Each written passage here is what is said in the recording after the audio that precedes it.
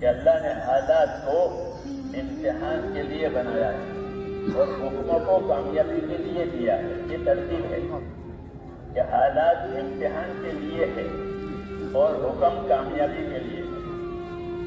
اللہ مختلف حالات بندوں پر لاتے ہیں. یہ حالات گزر جاتے ہیں. اس میں جو حکم پورا ہوا ہے وہ باقی رہتا ہے یا حکم توڑا ہے وہ باقی رہتا ہے. اس لیے کہتے ہیں کہ دنیا کو اللہ نے حالات کا گھر بنایا. ایک حال باقی نہیں رہتا. آدمی کی زندگی پر بھی بچپنا تھا، پھر جوانی آئی، پھر بڑھاپا آیا، پھر موت آئی. تو پھر ہم کو سیکھو بلا تو ضرور کہ میری قدرت کی نشانیاں اور میری قدرت تمہاری راتوں پر بھی چل رہی ہے. تم دیکھتے نہیں ہو کیوں کہا؟ تمہارا بچپنا تھا، کوئی شعور نہیں تھا، پھر شعور آیا، پھر حکمت آئی، قوت آئی، جوانی آئی، پھر بڑھاپا آیا، پھر اس زندگی میں حالات آئے، مالداری جاری، غریبی جاری، روزگاری جاری، سب چیزیں آئی. یہ سب جتنے حالات ہیں وہ اللہ تعالیٰ نے امتحان کے لیے پیدا کیے اور کامیابی کے لیے کہ کامیابی کے لیے اپنے حکم کی. یہ ترتیب ہے اللہ تعالیٰ کی.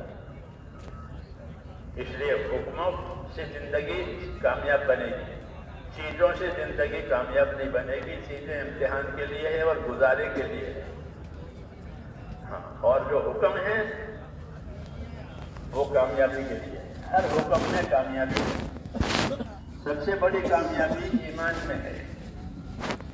اللہ پر ایمان، اللہ پر یقین، اللہ کا خوف، اللہ سے امید. یہ مطلب ہوتا ہے ایمان کا.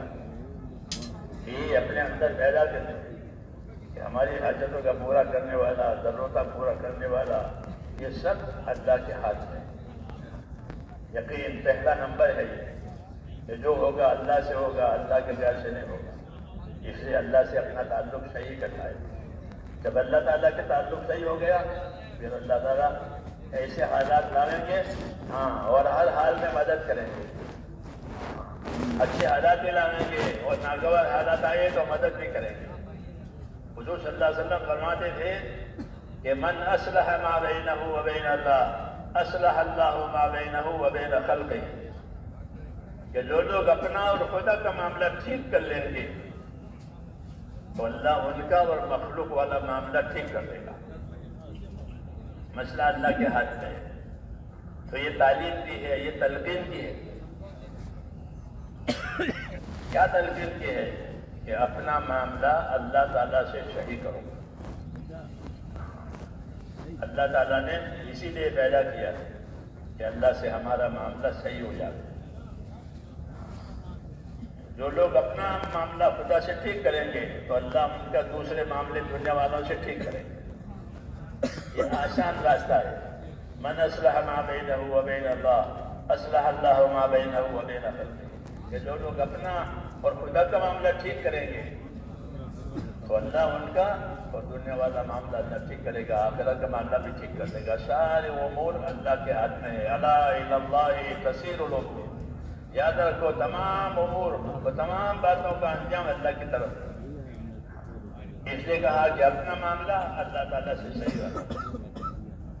اس لیے دنیا میں اللہ تعالیٰ نے ہم کو ذمہ داریوں کو پورا کرنے کے لیے بھیجا ہے.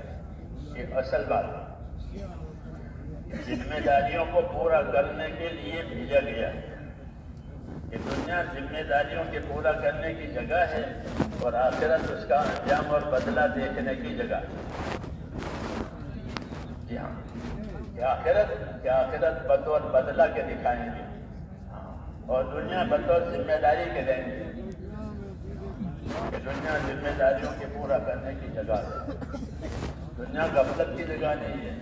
دنیا خواہشات کی جگہ نہیں ہے. بلکہ یہ دنیا تو اطاعت اور تابعداری کی جگہ ہے. جہاں اطاعت اور تابعداری ہوگی